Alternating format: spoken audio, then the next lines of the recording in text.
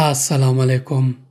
په یوه مشرکه ټولنه کې او د یو بت جوړونکي په کور کې الله پاک یو انسان پیدا کړ چې دغه انسان تر قیامته پورې زموږ لپاره، د مخکنیو قومونو لپاره او د راتلونکو نسلونو لپاره الګو دی. هر هغه څوک چې له موږ نه وروسته راځي دغه انسان به د ټولو لپاره الګو وي. دا د شجاعت، د میړانې، د جرأت او د توحید رمز او الګو دی. یو عجیب انسان دی.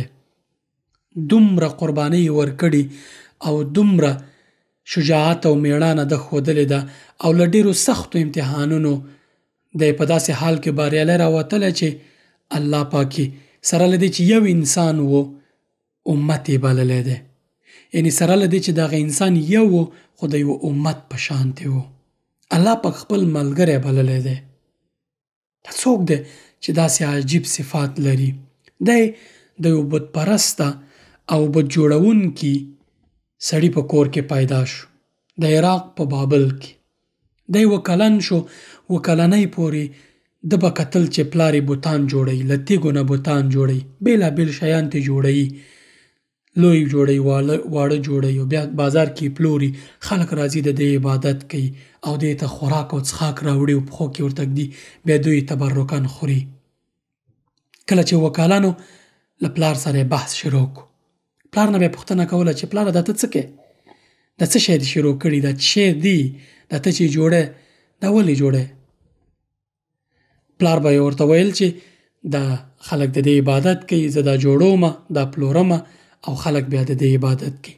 د ده عمر اووه کلن و خو دومره هوښیار او دومره چالاک او دومره پوه او دومره ځیرک و چې اووه کلنۍ کې له پلار نه دغې سختې پوښتنې کولې چې پلاره بالاخره دا ته څه کوې؟ دا ستا خلک څه کوي؟ تیږو نه شیان جوړوئ، بوتان جوړوئ، بیا ورته په سجده کېږئ، عبادت یې کوئ او بېلابېل احترام او درناوی ورته کوئ. پوښتنه به یې ترې کوله چې آیا دغه شی تاسې ته ضرر رسوي؟ کوم تاوان درته رسوي؟ کوم ګټه درته رسوي؟ که نه آیا تاسې اوري؟ پلار به یې ورته ویل چې نه، دا زموږ پلرونو همداسې کړي وو، همداسې دا سلسله روانه ده. قوم به یې ورته ویل چې زموږ نیکونو دا سلسله را روانه کړې ده، دوی د دغه شي عبادتونه کوي، د دغه شیانو، او موږ هم دغه لاره څارو. دا ابراهیم علیه السلام و. دی الله پاک د یو بت جوړونکي په کور کې یو بت پرسته ټولنه کې پیدا کړی و. کله چې دی اووه کلن شو له هغه ځینه الله پاک وایي چې ده ته موږ دغه هوښیارتیا، دغه رشد او دغه میړانه، دغه پوهه، دغه ځیرکوالی، دغه حجت او دا هر څه موږ ده ته ورکړي وو. دی چې کله راتلو نو ورو خپل قوم ته په ننګونه باندې بدل کېدو. ده به خپل قوم ننګوو، د دغه عقیده او باور چې دوی لرو. ابراهیم علیه السلام د توحید، د شجاعت، د میړانې، په الله پاک باندې د توکل، د قربانۍ د ورکولو، له امتحانونو نه د بریالي راوتلو د ټولو رمز او الګو دی. تر قیامته پورې به ده موږ ته الګو وي. الله پاک پیغمبر صلی الله علیه وسلم ته امر کړی چې د هغه په ملت اوسي. موږ ته امر کړی چې د ابراهیم علیه السلام منځلارې لاره او د هغه منهج او هغه تګلاره د هغې مطابقت تاسو وکړئ. ابراهیم علیه السلام عجیب انسان و. دومره سختۍ پرې راغلې وي، دومره سخت امتحانونه الله پاک له هغه اخیستي وو، مګر په ټولو کې کامیابه شوی و. د ابراهیم علیه السلام په سیرت کې او د ده په درسونو کې او د ده په تاریخ په اورېدو کې او د ده د عمر او د ده د ژوند په لوستلو کې موږ ته داسې درسونه دي چې همدا نن هم راته پکارېږي او تر قیامته چې څوک راځي دا به دوی ټولو لپاره الګو وي. الله پاک خپل ملګری بللی دی، خلیل الله. همداراز الله پاک سره له دې چې یو انسان او یو امت یې بللی دی. ان ابراهیم کان امة قانتا لله، یو امت الله پاک ته تابعدار او د الله پاک عبادت کوونکی امت ابراهیم علیه السلام. ابو الانبیاء یې بولي، د پیغمبرانو پلار دی. رسول الله صلی الله علیه وسلم د اسماعیل علیه السلام له لارې د ابراهیم علیه السلام په نسلونو کې راځي، په اولاده کې راځي. اسحاق علیه السلام، یعقوب علیه السلام، یوسف علیه السلام دام د ابراهیم علیه السلام اولاده ده. ټول پیغمبرانو، ځکه ورته ابو الانبیا وایي. الله پاک د داسې رمز ټاکلی، داسې الګوی ټاکلی چې تر قیامته به د نوم د خلکو په ذهنونو کې راتازه کیږي وخت په وخت. ځکه الله پاک قرآن کریم کې په 19 سپارو کې په شاوخوا 15 سورتونو کې 9 ځلې یاد کړی دی. دا ځکه چې زموږ په ذهنونو کې دی حق شي. هر وارې چې موږ قرآن ته مراجعه کوو، د دین اصلي مرجع ته مراجعه کوو، موږ ته د هغه میړانې، د هغه ښودانې، د هغه قربانۍ او د هغه شجاعت او د هغه ټول د یوه الګو په صفت باندې تازه شي ذهنونو کې. ابراهیم علیه السلام الله پاک د دعاګانې کړي چې یا الله زما نسل داسې دغه که چې ستا عبادت کوي، په دوی کې نیکان داسې انسانان پیدا کړه چې نورو خلکو ته بلنه ورکوي چې ستا لارې ته راشي، ستا دین ته راشي. ځکه خو الله پاک د په نسلونو کې پیغمبر صلی الله علیه وسلم او اخواته ابراهیم علیه السلام په نسل کې اسحاق علیه السلام، یعقوب علیه السلام، یوسف علیه السلام او دغه اسماعیل علیه السلام هم پیدا کړي دي. بیا دغه ټول انسانان چې د په نسلونو کې راځي نیکانې، ټول د ابراهیم علیه السلام په امت او ټول د ابراهیم علیه السلام په ملت دي. مونږ چې کله لمونځ کوو، پایلې په هغه څه کوو چې ابراهیم علیه السلام یې بنسټ ایښی د الله پاک په امر باندې، د کعبې شریفې. مونږ لمونځ کې کعبې ته مخ کوو. دا کعبه الله پاک د ابراهیم علیه السلام په واسطه باندې جوړه کړې. کله چې لمونځ ختمو، ابراهیم علیه السلام باندې درود وایو د پیغمبر صلی الله علیه وسلم ترڅنګ. اللهم صل على محمد وعلى آل محمد كما صليت على إبراهيم وعلى آل إبراهيم إنك حميد مجيد. 15 وخته هر رکعت کې چې مونږ کینو، مونږ یادو قاعده کې مونږ ابراهیم علیه السلام یادو. سبحان الله، الله پاک دغه ټولو قربانیو چې د ورکړي، دغه ټول شجاعت چې د هر څه په بدل کې د ذکر او یاد او دغه الګواله تر قیامته پورې تازه ساتلی دی. سبحان الله. تر ټولو بل مهم هغه یاد چې د پاتې ده د حج او د عمرې مناسک او ارکان دي. سبحان الله. همداسې صفا او مروه کې چې راځو دغه سعیه صفا او مروه کې چې کیږي، دغه د ابراهیم علیه السلام د اولاد د میرمنې بیبي هاجرې او دغه اولاد ابراهیم علیه اسماعیل علیه السلام چې کله هلته پرېښودل شول، چې دا بیا وروستي درسونو کې انشاءالله موږ تاسو په خبرې کوو، له هغه ځای نه موږ ته په میراث را پاتې دي او الله پاک موږ باندې لازمي کړي دي او د حج او د عمرې مهم ارکان دي. همداراز مقام ابراهیم په خپله هلته 2 رکعته نفل کول، کله چې موږ حج پیلوو هلته، او حج چې کله خدای پاماني د حج نه اخلو هم هملته نفل کوو، طواف کوو. د ټول ارکان او مناسک الله پاک ابراهیم علیه السلام ته ښودلي. بیا زموږ پیغمبر صلی الله علیه وسلم ته. نو ابراهیم علیه السلام ډیر یو عجیب شخصیت دی، ډیر زیات مهم شخصیت دی. نو ځکه مې دغه لړۍ شروع کړې ده چې د سیرت او تاریخ بیان کړم درته. دا لړۍ را سره تر پایه وګورئ، ډیر مهم درسونه پکې دي. کله چې ابراهیم علیه السلام رازوانېدو کې و، رازوان شو، ورو ورو د عمر په خېدو خپل خلک لیدل چې په باطل باندې دوی ولاړ دي، بت پرستی کوي او بت پرسته ټولنه کې دی، له یوه لوی قوم سره، لوی خلکو سره، له یوې لوی پاچاهي سره مخامخ په ټکر کې و. یو انسانو د الله پاک لارې ته دعوت کو. دل خلکو نه پوښتنه کوله چې خلک ورسره وو، بحث یې کو، پلار یې مو او نور خلک مو پوښتنه یې کوله چې دا تاسو د څه شي عبادت کوئ؟ آیا دا ستاسې غږ اوري؟ تاسې ته ګټه تاوان رسولی شي؟ دا هر څه کولی شي؟ هغوی ورته په استدلال کې وایي چې موږ خپل پلرونه او خپل نیکونه په دې باندې موندلي چې دغه کار یې کوو، یو رواج دی، رسم دی، موږ یې هم کوو. ابراهیم علیه السلام ورته وایي چې زه دغه څه چې تاسو عبادت کوئ، زه له دوی سره دښمني کوم، زه له دوی نه بیزاره یم، زه د یوه الله عبادت کوم. دا الله څوک دی؟ الذي خلقني فهو يهدين. دا هغه رب دی چې زه دغه رب عبادت کوم چې زه پیدا کړی یم او ما ته لارښوونه کوي.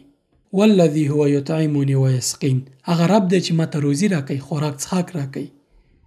واذا مرضت فهو يشفين. کله چې مریض شم هغه شفا راکوي. والذي يميتني ثم يحيين. هغه رب دی چې ما نه روح اخلي، زما ژوند اخلي، زما چې کله اجل پوره شي وژني مې، او ثم يحيين، بیا مې بیرته را ژوندی کوي. قیامت کې مې بیرته راپاڅوي، بیرته مې راژوندی کوي. والذي اطمع ان يغفر لي خطيئتي يوم الدين. هغه رب دی چې زه ورته تمه لرم چې د قیامت په ورځ به ماته بخښنه وکړي. بیا ورته بعد د دې نه چې دغه استدلال کوي، ابراهیم علیه السلام دعا کوي: رب هب لي حکما والحقني بالصالحین. ای ربه ماته حکم، ماته حکمت، ماته احکام را زده که، ماته دا ډالۍ که، والحقني بالصالحین، او ما نیکو انسانانو سره یو ځای کړه، هم په دنیا کې او هم په آخرت کې. وجعل لي لسان صدق فی الاخرین، او زما لپاره نومیالیتوب را په برخه کړه په راتلونکو نسلونو کې. سبحان الله، دا دعاګانې ټولې قبول شوي دي. تر دې بل نومیالیتوب څه کېدای شي چې قرآن کریم کې 9 ځلې یاد شوی، په 25 سورتونو کې، په 18 سپارو کې. او رسول الله صلی الله علیه وسلم غوندې شخصیت د په اولاده کې راځي. رسول الله صلی الله علیه وسلم وایي چې ابراهیم علیه السلام زما له پلارونو یا نیکونو نه دی. سبحان الله. وجعلني من ورثة جنة النعیم، او ما د جنت له وارثانو وګرځوه. دا دعا هم قبول شوه، الله پاک د جنت له وارثانو ګرځولې.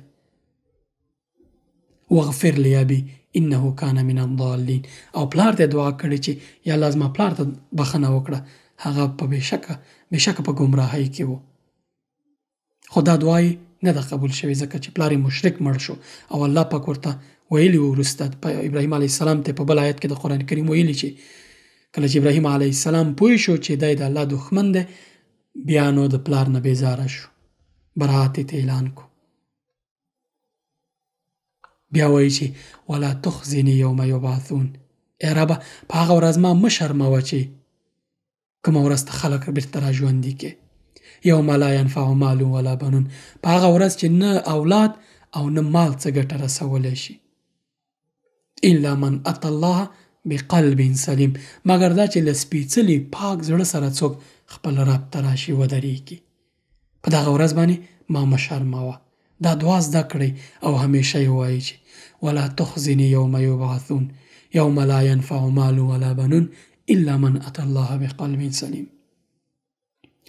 روایتونو کې راځي چې امام احمد بن حنبل رحمت الله علیه به تهجد کول او همدغه آیتونه به یې تر سهاره تکرارول او ژړل به. سبحان الله، د ابراهیم علیه السلام عجیب مناقب او عجیب سیرت دی. کله چې دی دغه استدلال کوي له خپل خلکو سره، له خپلو نورو خپلوانو سره، قوم سره دغه استدلالونه کوي، هغه بل دغه نه لري، بس په سترګو باندې پردې رانغاړلې دي او غوږونو باندې پردې دي او زړونو ته یې قلفونه ورچولې دي، د حق خبره پې تاثیر نه کوي. ابراهیم علیه السلام هر فرصت نه استفاده کوي چې خپل قوم ته هدایت وکړي، ورته وایي چې راځئ د الله پاک لارې ته راشئ، خو هغوی یې نه مني. بالاخره یوه ورځ یو لوی محفل برابرېدونکی و. دغه مشرکینو داسې عادت درلود چې دوی به یو فستیوال د اختر په شان دوی ته یو خوشحالۍ محفل و، دوی به راټولېدل، ټول په صحرا ته به تلل او هلته به دغه محفل جوړوه، بیا به بیرته راستانېدل. محفل نه مخکې به دوی دغه خپلو بوتانو ته ځینې خوراکونه او شیونه ایښودل، ماښام به یې بیا خوړل. دوی دغه فرصت او دغه محفل ته ابراهیم علیه السلام هم دعوت کړ چې راځه ته له موږ سره لاړ شه، خو ابراهیم علیه السلام معذرت وغوښت او ورته ویل چې زه نشم تللی، زه تاسو سره نه ځم. ابراهیم علیه السلام اوس یو پلان لري، غواړي چې د خپلو خلکو ته اوس هغه حکمت ور وښایي. دی پاتې شو، خلک لاړل. دی لاړو، هغه کوم ځای کې چې دا بوتان پراته وو ګرد چاپېر ټول پراته وو، د ده یو مشر هم و د دې بوتانو، دا ټول بوتان یې ونړول، ټول یې مات کړل، ټوټه ټوټه یې کړل، دا یو یې پرېښودو، بېرته لاړ. خلک چې کله راستانه شو چې ویې کتل، وای د دوی خدایان چا ویجاړ کړي دي، مات کړي ټول ټوټه په بل مخ پراته دي، یو پکې پاتې دی مشر یې. کوم چا د خلکو ته ویل چې ابراهیم په نوم یو ځوان دی، هغه ما واورېدو چې د ځان سره داسې بنګېدو او ویل چې تاسو لاړ شئ، زه به ستاسې د خدایانو سره وګورم. پلان یې درلود، غواړي چې اوس خپل قوم ته په عملي مثال باندې د دوی د خدایانو قدرت او قوت ور وښیي. ابراهیم یې راوغوښتو، ټول راغلل، ولاړ دی. پوښتنه یې ترې وکړه چې ولې دې دا کار کړی؟ هغه ویل چې له دې مشر نه پوښتنه وکړئ. په دې ګوتې اشاره وکړه چې دې غټ دا کار کړی، یعنې دې غټ خلکو فکر وکړ چې بوتانو ابراهیم علیه السلام په دې ګوته اشاره کړې وه. هغه ورته وویل چې چورت یې خپلو منځونو کې پوه شو چې والا قصه خرابه ده، اوس دوی نه څنګه پوښتنه کوي چې دا بوتان چا مات کړي. ویل چې له دې مشر نه یې پوښتنه وکړئ ده شاید کړی. هغه ویل چې دا خو خبرې نشي کولی. نو ابراهیم علیه السلام ورته وویل چې هغه چې خبرې نشي کولی ستاسې د خدایانو دفاع نشي کولی، تاسو ته حال نشي نه ضرر در رسولی شي نه کوم تاوان او نه ګټه، نو څنګه د دې عبادت کوئ؟ الله په قرآن کریم کې دې ته داسې یو اصطلاح کارولې چې د دوی د عقلونه پوندو ته لاړل. په داسې حالت کې چې دا د ابراهیم علیه السلام استدلال یې واورېدو د دوی عقل سرچپه شو. نو دوی خپلو منځونو کې سره فکر وکړ چې دا ابراهیم علیه السلام سره بله لار نه کېږي. خپلو منځونو کې ویل چې د دې خپلو خدایانو مرسته وکئ او ابراهیم په اور وسوځوئ. سبحان الله، ابراهیم علیه السلام د داسې غوسه و د ټول خدایان یې ورته نړولي وو. ویل د خپلو خدایانو مرستې ته راودانګئ او دا سړی وسوځئ چې د نورو قومونو دپاره دی الګوي. عجیبه ده، خپلو خدایانو مرسته دوی کوي، دا څنګه خدایان دي؟ خو بالاخره دوی تابیا ونیوله چې یو لویه کنده وکیني. هغې دپاره څو ورځې لرګي راوچلول. په دې لرګیو کې چې کله دغه ښه پراخ لرګي راټول کړل او اور یې پکې واچو. چې کله اور واچو نو ابراهیم علیه السلام په منجنیق باندې یو ډول غټه دغه د وسیله ده چې خلک پې دغه جګړه کې تیږه غورځوي چې بلډینګونه خراب کړي، څوک پې تاواني کړي. نو ابراهیم علیه السلام په دغه منجنیق کې او پلخمان ورته ورته شی ده چې د سیپي ګزاري هغه کې راکش کوي، بیرته ګزاري داسې. ابراهیم علیه السلام په دې کېناوه، لاسونه ورته تړلي دي، پلار یې دی، ټول قوم یې ولاړ دی. ابراهیم علیه السلام په منجنیق باندې ناست دی او په خوله باندې یوه دعا کوي. ملایکې په تمه دي چې الله پاک به اوس امر ورته کوي چې مرستې ته ورشي. ابراهیم علیه السلام د الله پاک په تمه دی، یو دعا کوي، یو عجیبه دعا ده چې ابراهیم علیه السلام یې له دې اور ژغورلی. په صحیح بخاري کې هم په دې اړه راغلي دي چې دا دعا درته وروسته بیا وایم. د دې ویډیو په آخر کې درته د دعا په اړه تفصیلي خبرې کوم. ویډیو را سره تر پای وګورئ، دا دعا پکې حتما شته ده انشاءالله. ابراهیم علیه السلام یې ورګزار کو. پوهېږئ ولې ګزار کو ابراهیم علیه السلام په دې منجنیق؟ ځکه اور دومره پراخ و چې نږدې خلک نشو ورتللی او څنډو کې نه غوښتل چې ابراهیم علیه السلام پې وسوځي، بلکې ابراهیم علیه السلام په داسې شکل وسوځي چې نورو نسلونو ته بیا درس شي، یو مثال جوړ شي. څوک چې زموږ خدایانو سره داسې کار کوي موږ په حق کې دا کار کوو. ابراهیم علیه السلام یې وغورځوه ورته. کله چې یې وغورځو الله پاک امر وکړو په اور باندې چې یا نار کوني بردا وسلاما علی ابراهیم، ای اوره په ابراهیم علیه السلام باندې یخ او سلامتی شه. ابن عباس رضی الله عنه وایي که الله پاک دې اور ته نه وی ویلی چې سلامتی شه د یخوالي ترڅنګ، نو یخوالي به ابراهیم علیه السلام ته زیان اړولی و، وژلی به یې و. الله پاک حکمت ګوره، ورته وایي چې یخ او په ابراهیم علیه السلام باندې سلامتی شه. ټول خلک په تمه دي، نظاره کوي، تماشه کوي. اور چې کله مړ شو، لوګی یې مړ شو، اور خلاص شو چې یو دنګ ځوان د اور په منځ کې ولاړ دی. خلک او ابراهیم علیه السلام، ابراهیم دا خو نه دی سوی. ابراهیم د اور له منځه راووتو. سبحان الله. راغی خلکو منځ کې یو د منګازه شو، خبره خپره شوه چې ابراهیم علیه السلام اور و نشو سوځولی او د ابراهیم رب ابراهیم وساتو. د دومره معجزې د خلکو په مخ کې، د خلکو سترګو پر وړاندې معجزه، اما بیا هم د دوی زړونه دومره تور شوي چې ایمان نه راوړي. ابراهیم علیه السلام راووتو، دا خبر خپور شو. د هغه وخت پاچا چې ډېره پراخه پاچایي لرله، نمرود ته خبر رسیږي. نمرود یې راغواړي، بحث ورسره کوي. اور ونه شو سوځولی، دا څنګه ځوان دی، جادوګر دی، څه دی؟ نمرود یې ځان ته راغواړي.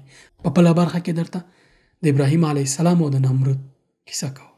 الله پاک چې انسان ساتي د اور په منځ کې ساتي. کله چې ته په الله توکل کوي د اور په منځ کې دې ساتي.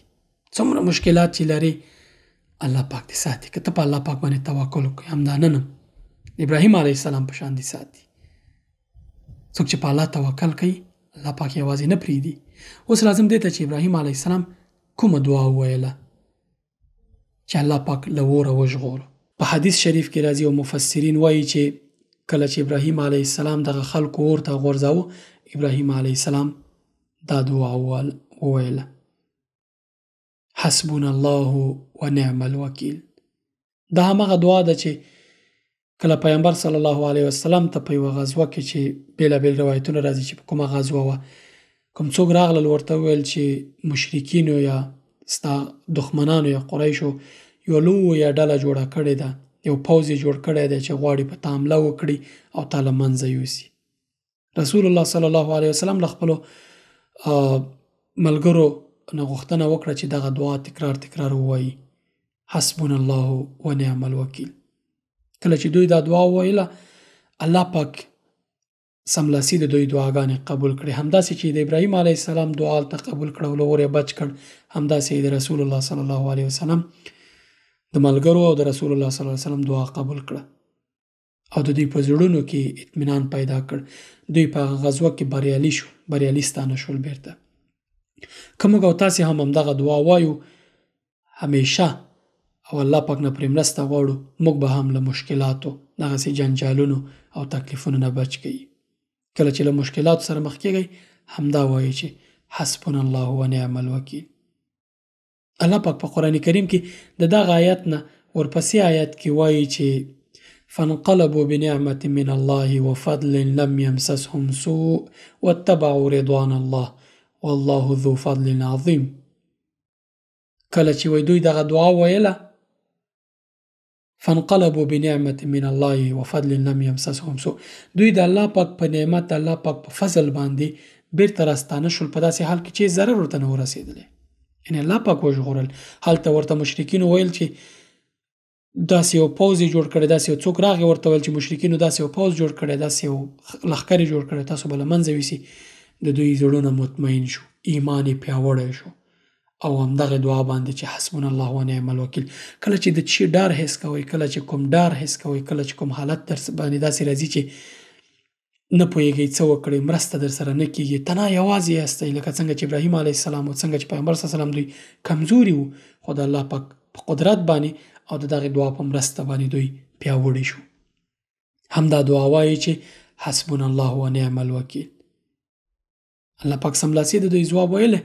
قرآن کریم کې د دې آیت پسې بعدي دغه فا کلمه چې کله په دغه کې راځي علما وایي چې دا سملاسي د جواب په معنا ده چې څنګه دوی دعا کړې الله پاک قبول کړي. که موږ هم دا دعا وکړو الله پاک سملاسي قبلوي. فانقلبوا بنعمة من الله وفضل لم يمسسهم سوء واتبعوا رضوان الله. دوی بیرته راستانه شول په داسې حال کې چې بریالي وو، هیڅ ضرر ورته نه ورسېدلی. د الله پاک په فضل او نعمت باندې له کوم ضرر پرته، له کوم تاوان پرته دوی بیرته راستانه شوي وو او دوی د الله پاک رضا لټوله په دغه څه کې چې دوی کول. یعنی دغه کوم دعا چې دوی کوي، دا کوم غزوه چې دوی کوله، غزا یې کوله، په هغې کې دوی د الله پاک رضا لټوله او په دغه دعا باندې دوی د الله پاک خوشحالي لټوله او الله پاک نه مرسته غوښتله. الله پاک هم ورته په بدل کې د دوی هغه څه چې یې غوښتل ورې کړل، ویې ژغورل او زړونه ورته مطمئن کړل. نن ورځ هم له دغې دعا تاسو استفاده کولی شئ. همدا دعا وایي چې هر وخت مشکل سره مخ کېدلی. وروسته له دې چې ابراهیم علیه السلام له دغه اوره وژغورل شو، د خلکو ترمنځ خبره خپره شوه، اوازه خپره شوه چې دغسې ځوان دی او خلکو اور ته وغورځاوه، بیا هم ونه سوځول شو.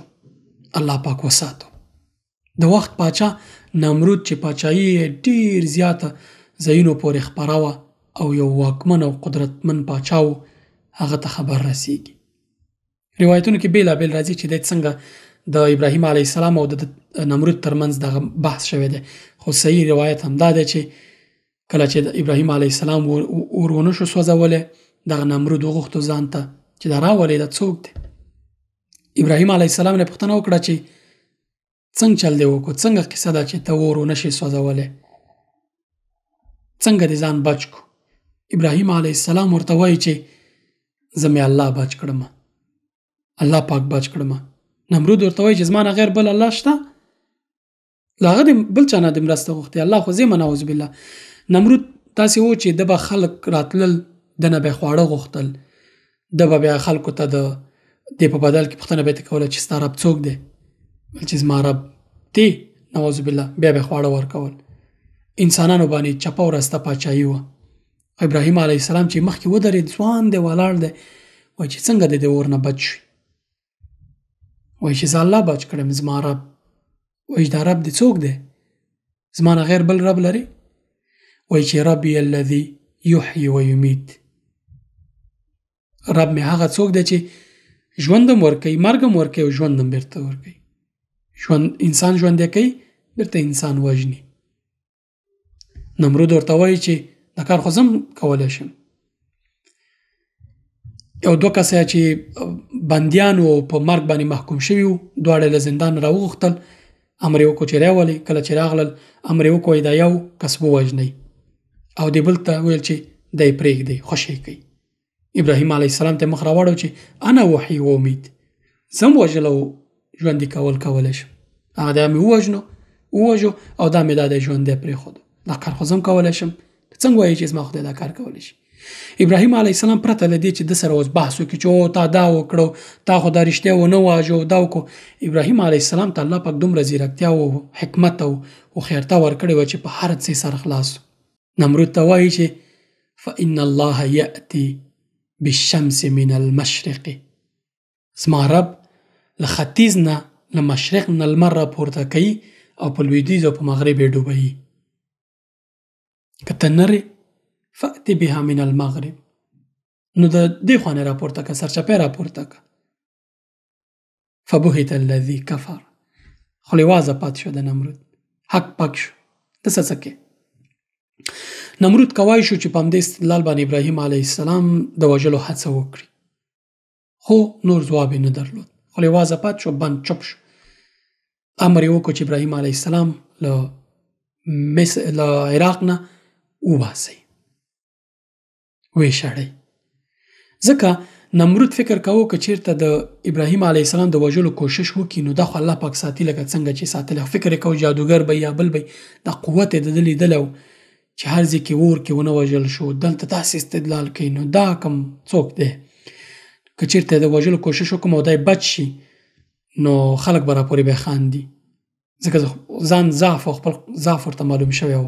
امر یې وکړو چې ابراهیم علیه السلام تبعید کړي، ویې باسي له عراق او له بابل نه. ابراهیم علیه السلام امر وشو چې باید له عراق ووځي. یو کس په ده باندې ایمان راوړی چې هغه لوط علیه السلام دی. لوط علیه السلام یوازینی کس په دې ټول قوم کې، په دې ټول ملک کې چې په ده باندې ایمان راوړی. هغه له ځانه سره واخیستو او روان شو. دواړه راغلل فلسطین ته، برکتي او مبارک ځمکې ته. هلته څو وخته و چې له فلسطین نه بیا ابراهیم علیه السلام د شام حوران سیمې ته لاړو او لوط علیه السلام یې ولېږو مؤتفقې ته، بله سیمه ده، هلته یې ولېږو چې ته به هلته دعوت کې، دواړه په یوه ځای کې څه کوو، ته هلته دعوت کوه، زه به دلته دعوت کوم. د لوط علیه السلام هم جالبه داستان او قصه ده چې هغه ته انشاءالله بیا په بل وخت کې الله پاک توفیق راکړی و، انشاءالله بیا به هغې باندې خبرې وکړو، هم جالبه قصې لري. ابراهیم علیه السلام په حوران کې و. د حوران خلکو بیا بل عادت درلود، د دوی شرک بیا بل ډول و. دوی به د سپوږمیو او د نورو شیانو عبادت کوو. کله چې ابراهیم علیه السلام په حوران کې د شام یو سیمه ده، په هلته میشت شو. د حوران خلکو داسې عادت درلود چې دوی به د سپوږمۍ، د لمر، د کائناتو عبادت کوو. ابراهیم علیه السلام غوښتل چې دلته نو په حکمت وچلیږي، ځکه چې په بابل کې، په عراق کې خلکو د استدلال ونه شو منلی، ونه شو زغملی، د دعوت یې ونه شو زغملی. بالاخره دی اور ته وغورځوو، له اوره بچ شو، بیا پاچا ته لاړ، هغه سره چې استدلال وکړو، هغه تبعید کو. نو ابراهیم علیه السلام ویل چې د خلکو سره ډغرې په داسې شکل نه وال کېږي چې د فتنې هر څه وننګوي. دوی د دوی مذهب او عقیده په داسې شکل باندې مخامخ او هر څه ورته رد کړي، بلکې له حکمت نه به یې کار اخیستو. کله چې دی ابراهیم علیه السلام متوجه شو چې دا خلک د سپوږمۍ او د لمر او د نورو شیانو عبادت کوي او دوی به سارا ته تلل، هلته به کېناستل، بیا به د شپې د ستورو عبادت کو، د سپوږمۍ د ورځې بیا به د لمر عبادت کو. ابراهیم علیه السلام له دغو فرصتونو په استفادې یوه شپه دوی ته وویل چې ما هم در سره بوځئ، زه مو غواړم در سره لاړ شم. خلکو ویل صحیح ده. ابراهیم علیه السلام له خلکو سره لاړ. شپې ناست دی، ستورو ته ګوري چې قرآن کریم ډېر ښه داستان راخیستی دی. ستورو ته ګوري نو یوه سیاره چې علما وایي چې زهره وه، زهره د شپې رڼا کوي، رڼا راخلي او د شپې انعکاس کوي، بیرته رڼا کوي. هغه زهره قرآن کریم ته کوكب کارولی، ستوری نه دی، یو سیاره ده چې زهره د علما وایي. دغه پیدا کړه، ورته کتل یې ویل چې اوس خلک متوجه کوي، خلک یعنی په حکمت باندې پوهې کوي، ویل چې دغه زما خدای دی. وروسته دا ستوری پناه، دا سیاره پناه شو. ابراهیم علیه السلام ویل چې زما خدای څه شو؟ دا خو ورک شو، دا خو پناه شو. خلک متوجه شو. خیر نن شپه څه ونه ویله، لاړ. بله شپه بیا لاړو دی خلکو سره چې لاړ نو په دې شپه باندې ناست دی، ویل چې پرون خو زما نه خدای ورک شوی او نن بل انتخاب وم، سپوږمۍ انتخاب کړه. ویل چې دا زما رب دی. څو وخته بعد سپوږمۍ هم ورکه شوه. ویل څه شو، دا زما خدایان څنګه ورک کېږي؟ دا خدای مې انتخاب کو هم ورک شو، دا خدای مې انتخاب کو دا هم رانه ورک شو، دا څنګه خدایان دي چې ما نه ورک کېږي؟ تاسو څنګه عبادت کوئ د دې شیانو چې ورک شي؟ سهار چې شو لمر راپورته شو. ویل اوس مې خدای پیدا کو خپل، دا لوی دی، دا به زما خدای شي، زه دا خدای په خدای نیسم. خلکو ویل چې صحیح ده. ټول خلک خوشحاله و چې زه خو ابراهیم علیه السلام زموږ په دغه راګډ دی. نو کله چې لمر ډوب شو ویل چې دا څنګه خدایان دي؟ دا خو پیدا کېږي ورک کېږي، زه خدای لټوم، زما خدای رانه ورک دی. خلک یې متوجه کړل. بالاخره ابراهیم علیه السلام ورته ویل چې زه ستاسو له دې خدایانو، له دغه مخلوقاتو چې تاسو عبادت کوئ، له دې نه بري یم، له دې نه بیزاره یم. زه د یوه رب عبادت کوم چې هغه په هر څه قادر دی او د دې ځمکې او د اسمانونو د ټولو خاوند دی. ابراهیم علیه السلام په حوران کې ډېر کوشش وکړو، په شام کې او په دغه ځای کې چې دعوت وکړي، خو نتیجه یې نه ورکوله. دا خلک هم داسې غرق وو په دې شیانو کې چې غږ یې نه اورېدو، سترګو په غوږونو باندې پردې وي او زړونو کې زنګ وهلي. په دغه موده کې چې ابراهیم علیه السلام هلته و په حوران کې په شام کې له بی بی سارا سره واده کړی و. بی بی سارا سره ډېر وخت ژوند د روانو، خلکو ته دعوت کو، خلکو نه منو. بالاخره تصمیم ونیو چې بل ځای ته لاړ شي دعوت وکړي. دی لاړو له خپلې مېرمنې سره، بی بی سارې سره، مصر ته په ننوتو کې د مصر د هغه وخت واکمن او پاچا چې ویل کېږي فرعون، هغه فرعون چې فرعون څو سلسلې دي، فراعنه ورته وایي، د هغه وخت فرعون واکمن او پاچا د مصر د یو بد عادت درلودو چې ښکلې ښځې به یې ولیدې نو مړونه به یې ورته وژل او ځان ته به یې نکاح کول یا ځان سره به یې ساتل. نو بی بی ساره ویل کېږي چې تر بی بی حوا وروسته تر ټولو ښکلې وه. ابراهیم علیه السلام چې مصر ته دننه کېږي، د مصر دغه محافظین چې دي، اګاردان چې دي، هغه عسکر چې دي، دوی بی بی ساره ییني، پاچا ته خبر ورکوي داسې ښکلې ښځه ده. وایي څوک ورسره دی؟ وایي دغسې یو کس ورسره دی. وایي که میړه یې ووژنئ او که ورور یې څوک یې پرېږدئ. ابراهیم علیه السلام په دې حکمت پوهېږي، په دې ځیرکتیا باندې پوهېږي چې څه قصه ده. د ابراهیم علیه السلام نه پوښتنه کوي دا څه کېږي؟ وایي چې خور مې ده.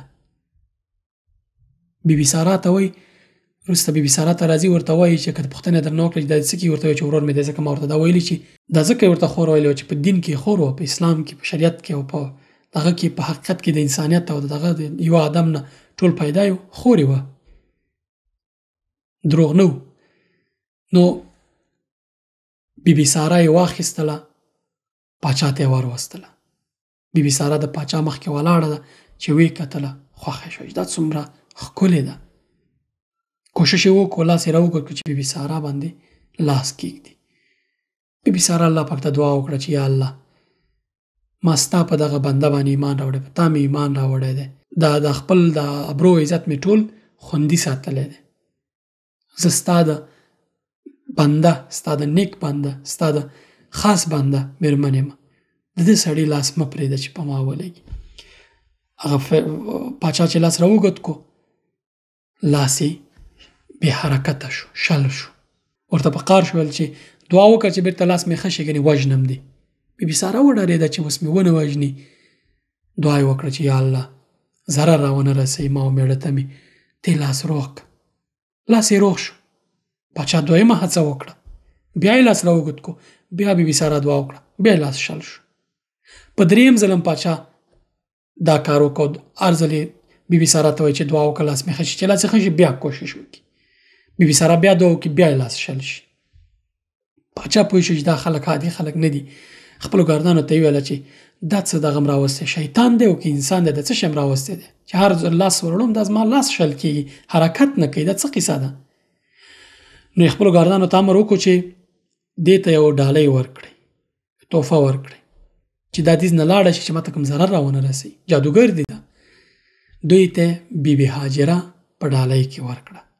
بیبي هاجره چې وروسته داستان کې راځي چې د اسماعیل علیه السلام مور ده. بیبي هاجره تحفه کې ورکړه چې دا به ستاسو خدمت کوي، ځئ لاړ شئ. ویې شړل د مصر نه. دوی بیرته راغلل فلسطین ته. فلسطین کې میشت شو.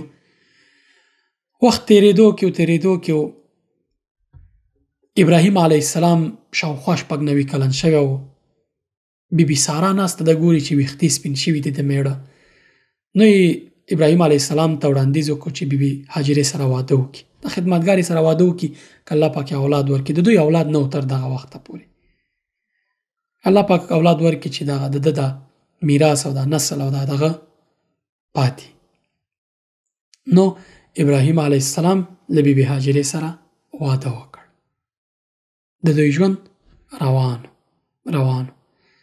بیبي هاجرې سره ابراهیم علیه السلام واده وکړ. څو موده وروسته الله پاک دوی ته یو زوی ورکړ، اسماعیل علیه السلام. د وخت په تېرېدو باندې ابراهیم علیه السلام ته الله پاک امر وکړ چې بیبي هاجره او اسماعیل علیه السلام واخلي او لاړ شي. یو سپېره دښته ده، ځای ورته وټاکو چې هلته دوی پرېږدي او میشت شي هلته. الله پاک د حکمت نه ډک پلان لري دوی ته. هغه پلان چې تر ننه پورې مونږ ته ګټه را رسېږي. هغه پلان چې د هغې نسل نه بیا زمونږ رسول الله صلی الله علیه وسلم هم راغلی. الله پاک امر کوي چې د ابراهیم بیبي هاجره او اسماعیل علیه السلام دی بوځي دغه دښتې ته. دا مکه ده یا بکه ورته وایي، دواړه نومونه دي. ابراهیم علیه السلام خپله مېرمن بیبي هاجره او اسماعیل علیه السلام راواخیستل. بیبي ساره یې هلته په فلسطین کې پرېښوده. دوی یې راوستل مکې کې، دلته میشت کړه. دغه مکه کې سپېره ډاګ دی، هیڅ شی نشته دی. 2 غونډۍ دي او په منځ کې اسماعیل علیه السلام او بیبي هاجره ده. الله پاک ابراهیم علیه السلام ته ویلي چې همدغه ځای کې پرېږده، ته تېزه. ابراهیم علیه السلام بیرته ستنېدو کوي. بیبي هاجره ورسره استدلال کوي چې ته څه کوې، موږ دلته ځان له پرېږدې، دا ماشوم ګوره ما ګوره د 2-3 ورځو خوراک به نه وي، 2 ورځو خوراک دی موږ سره، او ته بیرته ځې، موږ به څه کوو دلته، خو موږ له ولږې او د تندې نه مړه کېږو په دې سپېره دښته کې. ابراهیم علیه السلام هېڅ ځواب نه ورکوي. بالاخره بیبي ساره پوهېږي چې څه خبره خو شته. ورته وایي چې آیا الله پاک دا باندې امر کړی چې موږ دلته پرېږدي؟ دا د الله پاک امر دی. ابراهیم علیه السلام ورته وایي چې هو. بیبي هاجره ورته وایي چې بیا نو الله پاک موږ نه ضایع کوي، ځه لاړ شه. بیبي هاجره او اسماعیل علیه السلام په دې سپېره ډاګ باندې دي. خوراک او څښاک څه چې لري هغه خلاص شو. بیبي هاجره هم تږې ده، اسماعیل علیه السلام تږی دی، اوبو پسې ګرځي. یوه غونډۍ ده د دې سر ته ځي، بله غونډۍ ده د دې سر ته ځي. یوه غونډۍ ده د دې سر ته ځي چې لاندې وګوري کوم کاروان تېرېږي، اوبه ترې وغواړي. بیرته راځي، د اسماعیل علیه السلام پوښتنه کوي چې دته کوم ضرر نه رسېدلی، چې مړ شوی نه وي، تنده ده، ولږه ده، څه وکړي؟ حیرانه پاتې ده. همدا منډې وهي راځي، ودفېزي راځي. دا هغه ځای دی چې صفا او مروه یې بولي. دا صفا او مروه غونډۍ د بیبي هاجرې دغه کوم منډه چې کړې دا خواته تللې ده او دې خواته راغلې ده، دغه دغه مناسک یا دغه رواج چې کوم بیبي هاجرې کړی دی نن په حج کې مسلمانان کوي او مهم رکن دی د عمرې او د حج. الله پاک بیبي هاجرې ته څومره غټ مقام ورکړی. دغه امتحانونه چې په دوی باندې تېرېږي هر یو د مسلمانانو دپاره الګو او د عمر دپاره درس دی. بالاخره بیبي هاجره وزل ځي راځي په همدې غونډۍ باندې بیرته اسماعیل علیه السلام مخې ته چې راځي ګوري چې اسماعیل علیه السلام پښو لاندې د اوبو چینه راخوټېږي. سبحان الله. الله پاک جبرائیل امین را لېږلی او امر یې پرې کړی دی چې په خپل وزر باندې ځمکه ووهه چې اسماعیل علیه السلام او بیبي هاجرې ته اوبه راوخوټېږي له ځمکې را پیدا شي. دا زمزم اوبه دي. زمزم اوبه همغه د اسماعیل علیه السلام او بیبي هاجرې په برکت الله پاک پیدا کړی. تر ننه یې مسلمانان څکي او برکتي او خوندورې اوبه دي. برکت دی پکې. دا د اسماعیل علیه السلام او بیبي هاجرې علیه السلام د برکت الله پاک دغه چینه راخوټولې، دغه زمزم اوبې را پیدا کړي. مخکې له دې چې ابراهیم علیه السلام له دغه سیمې لاړ شي، له دغه ځای لاړ شي، الله پاک ته دعا کوي چې یا الله ما د خپل اولاد په داسې ځمکه باندې پرېښې ده چې نه زراعت شته، نه خوراک شته، نه څښاک شته، خو یا الله ته په دوی باندې رحم وکړه، په دوی باندې دغه روزي او خوراک ورکړه او د خلکو زړونه دوی ته میلان مایله کړه چې دوی ته مرسته وکړي، خوراک ورکړي، څښاک ورکړي او ورسره ته دغه لاره ورته د خوراک او څښاک برابره کړه. ابراهیم علیه السلام د الله په ډاډ له دې ځای نه ځي.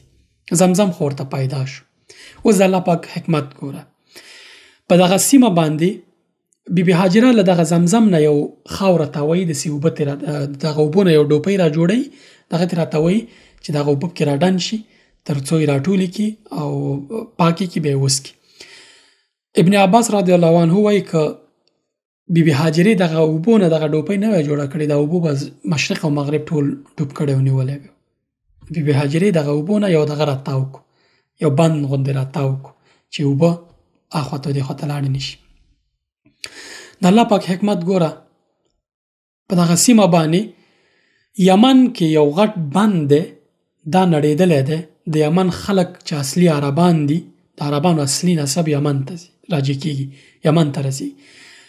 دلته یو غټ بند دی، دا نړېدلی دی او خلک مجبوره شوي دي سیمې اوبو نیولي، خلک را مهاجر شوي دي. په دوی کې یوه قبیله ده چې جرهم نومیږي. دغه قبیله راغلې ده همدغه ځایونو کې یو ځای لټوي چې اوبه پکې او هلته میشت شي. دوی ګوري چې په اسمان کې مرغۍ تاویږي. مرغۍ تاویږي. دوی وایي چې په دې مکه کې خو دغه سپېره دښته ده، دلته خو موږ اورېدلې چې نه اوبه شته نه څه شته. دا څنګه؟ یو کس را لېږي ګوري چې یو ښځه ده، یو ماشوم دی او اوبه دي. بېرته خپل خلکو ته خبر ورکوي، ټول راځي بیبي هاجرې سره خبرې کوي. دا چې دا ډېر ښه خلک و، ډېر درانه خلک و، بیبي هاجرې ته کولی شو په زور ترې اوبه واخلي، خو داسې نه کوي. بیبي هاجرې سره تړون کوي، ورته وایي چې موږ به دلته میشت شو، دغه اوبو نه به استفاده کوو، په بدل کې به تا ته خواړه درکوو. د ابراهیم علیه السلام دعا قبلېږي چې الله په خلکو زړونه دوی ته مایله کوي او خوراک ورکوي. بیبي هاجره ورته وایي صحیح ده، دوی خوراک ورکوي، په بدل کې اوبه څښي. ابراهیم علیه السلام په دغه موده کې ځي راځي. اسماعیل علیه السلام وروسته له همدغه قوم نه یو چا سره واده کوي. ابراهیم علیه السلام او بیبي هاجره خپل زوی ته دغه قوم کې واده کوي. د همدغه ځینه دغه د ابراهیم علیه السلام او د اسماعیل علیه السلام او د بیبي هاجرې او بیا د هغوی د نسل او نسب هم داسې راځي تر دې چې رسول الله صلی الله علیه وسلم هم د دوی په نسب کې راځي. ابراهیم علیه السلام چې کله خپل اولادونه مثلا میرمن او خپل زوی اسماعیل علیه السلام او بیبي هاجره هلته میشت کړل، په مکه کې دوی هلته زمزم پیدا شو، بالاخره خلک راغلل، شاوخوا میشت شول، یو کلی جوړ شو، د ژوند سیستم روانو. ابراهیم علیه السلام په دغه موده کې تلو راتلو، حتی ویل کېږي په کال کې 2 ځل 3 ځل به خپلو دغه اولاد او میرمنې لیدو ته تو راتو. هلته په شام کې په فلسطین کې د بله میرمن و بیبي ساره، هغې ته به ورتو راتو، نو دلته به دې کورنۍ ته تو راتو. یو دفعه ابراهیم علیه السلام راغی او ویده و د شپې چې خوب یې ولید. ابراهیم علیه السلام خوب ولید چې خپل زوی اسماعیل علیه السلام ذبح یا حلالوي. یو ځل بله شپه بیا خوب ولید، حتی ویل کېږي 3 شپې یو سر په سر خوب ولید چې خپل زوی نازولی زوی چې الله پاک له 80 کلنۍ وروسته چې هیڅ زوی نه درلود تر دغه عمره، له دې نه وروسته الله پاک یو نازدانه زوی ورکړ، اوس خوب ویني چې دغه ذبح کړي، دغه حلال کړي. ابراهیم علیه السلام چې د الله پاک ډیر تسلیم او الله پاک ته مخلص بنده و، دا خوب یې ولیده او ورسره نارامه دی. خپل زوی یې راواخیستو، یوه لرې ځای ته لاړو، هلته ورسره مشوره کوي. دغه عظیم کار دپاره، دغه لوی امتحان دپاره چې انسان یې په اړه تصور نشي کولی، ابراهیم علیه السلام خپل زوی اسماعیل علیه السلام واخیستو، لرې ځای ته لاړ او هلته یې له ده سره مشوره وکړه. الله پاک په قرآن کریم کې د دوی دغه حادثه، دغه څه چې پیښ شوي، دا را نقل کړي دي. اعوذ بالله من الشیطان الرجیم. فلما بلغ معه السعی، کله چې ابراهیم علیه السلام خپل زوی اسماعیل علیه السلام یو لرې ځای ته بوتو او لرې مسافه دواړو ووهله، هلته یې ورته وویل چې یا بنی انی ارى فی المنام انی اذبحک، زه په خوب کې وینم چې زه تا ذبح کوم. دا خوب سر په سر وینم چې زه تا حلالومه. ابراهیم علیه السلام دته اختیار ورکوي، ورته وایي چې فانظر ماذا ترى، ته وګوره چې ستا نظر څه دی، زه خو دغه خوب وینم، دغه راته امتحان ښکاري، د الله پاک امتحان دی چې مونږ امتحانوي، ما امتحانوي، نو ته څه فکر کوې په دې اړه؟ اسماعیل علیه السلام چې د داسې یو عظیم شخصیت په کور کې تربیه شوی دی، د بیبي هاجرې غوندې یو صابره او مخلصه مور لري او د ابراهیم علیه السلام غوندې یو پلار لري، ځواب کې ورته څه وایي؟ قال یا ابتی افعل ما تؤمر ستجدنی ان شاء الله من الصابرین. ای پلاره، هغه څه چې تا ته امر شوی دی هغه امر ترسره کړه او ته به ما حتما ان شاء الله له صابرانو څخه ومومې. فلما اسلم وتله للجبین، وروسته له دې نه چې دواړه سره سلا مشوره وکړه، تسلیم شو د الله پاک دغه امر ته، نو ابراهیم علیه السلام خپل زوی اسماعیل علیه السلام پړ مخ څملاوه، د تندی مبارک یې ورته په ځمکه کېښودو. ویل کېږي چې اسماعیل علیه السلام ورته ویل چې یا پلاره ما پړ مخ څملاوه تر څو مې مخ ته ونه ګورې او زما دغه مخ او زما دغه عاطفه په مخ باندې او د زما او ستا منځ کې د پلار او زوی اړیکه د دې لامل نشي چې ته د الله پاک د حکم عملي نه کړې. سبحان الله. پړ مخ یې څملاوه، تندی مبارک یې ورته په ځمکه کېښودو، چاړه یې راواخیسته، سترګې یې پټې کړې، چاړه یې راکش کړه. سبحان الله، څومره سخته ده. آیا یو څوک به داسې امتحان باندې عمل وکړی شي؟ سبحان الله، ډیره سخته ده، تصور نشي کېدی. ابراهیم علیه السلام ځکه ځانګړی بنده دی د الله پاک چې دغه امتحانونو کې بریالی راوځي. کله چې چاړه کش کړله، سترګې پټې کړې، چاړه کار نه کوي، د چاړې پڅوالی الله پاک له منځه ویوړ. ځکه الله پاک غواړي امتحان کړي، هدف خو د اسماعیل علیه السلام ذبح کول نه دي، بلکې هدف د ابراهیم علیه السلام امتحانول دي. همداسې چې الله پاک ابراهیم علیه السلام په هغه اور کې وژغوره او د اور هغه تودوالی او ګرموالی له منځه ویوړ، ځکه دغه اور کې دغه سوځولو قوه الله پاک ور اچولې. کله چې ورته امر وکړي دغه تې لرې کړي، اور به څه وسوځي. همداسې د چاړې دغه تیروالی چې د غوڅول کوي، دا د الله پاک توفیق او د الله پاک په امر کېږي. کله چې الله پاک امر وکړي چې دا دې نه کېږي، نه کېږي. ابراهیم علیه السلام هر څه چاړه کش کوي، کار نه کوي. الله پاک پرې غږ کوي چې یا ابراهیم، مونږ پرې غږ وکړ چې ای ابراهیم قد صدقت الرؤیا، بېشکه تا دغه خوب رښتیا کړ. ابراهیم علیه السلام سترګې خلاصې ګوري چې خواته یو پسه ولاړ دی، سپین پسه، جنتي پسه څنګ کې ولاړ دی. سبحان الله. الله پاک پرې غږ وکړ چې ای ابراهیم تا خپل خوب رښتیا کړ. الله پاک پرې غږ وکړ ان كذلك نجزي المحسنین. مونږ بشکه دغسې نیکوکارانو ته نیکه جزا ورکو. اوس ورته الله پاک څه وایي؟ ان هذا لهو البلاء المبین، بشکه دا یو ښکاره رښتینې ازموینه او امتحان په تا باندې. وفدیناه بذبح عظیم، او موږ ابراهیم علیه السلام ته په فدیه کې یوه لویه او ښکلې قرباني ورکړله چې هغه پسه وه. چې کله ابراهیم علیه السلام سترګې خلاصې کړې وې کتل چې څنګ کې یو ښکلې قرباني ده. بیا ابراهیم علیه السلام هغه حیوان هغه پسه ذبح کړه. اسماعیل علیه السلام او ابراهیم علیه السلام په دې امتحان کې بریالي شو. الله پاک د دوی وستاینه کوي، د دغه امتحان کامیابېدو نتیجه ورته وایي. وترکناه فی الاخرین، او موږ د ابراهیم علیه السلام یاد په راتلونکو نسلونو کې تازه مو کړ، تر څو چې قیامت ته راځي د ابراهیم علیه السلام دغه یاد به تازه وي. ځکه دغه قرباني کلتور، دغه د قرباني په حج کې، قرباني په اختر کې، دا ټول د ابراهیم علیه السلام سنت دي چې مونږ یې تازه کوو. هغه دغه سنت عملی کړل د الله پاک، او دغه د الله پاک امر یې ترسره کړ. مونږ د ابراهیم علیه السلام په سنت باندې روان یو او دغه قرباني کوو. دا سنت مونږ ته له ابراهیم علیه السلام نه راپاتې دی. سلام علی ابراهیم، سلام دی وي په ابراهیم علیه السلام باندې چې دغه امتحان کې ځان د په داسې شکل سخت امتحان کې بریالی کړ. کذلک نجزی المحسنین، مونږ نیکوکارانو ته همدغسې بدله ورکو. انه من عبادنا المؤمنین، ابراهیم علیه السلام زموږ له مؤمنو بندگانو له ډلې و. سبحان الله، تاسې تصور وکړئ که داسې یو امتحان په موږ راشي، آیا پکې بریالي به شو؟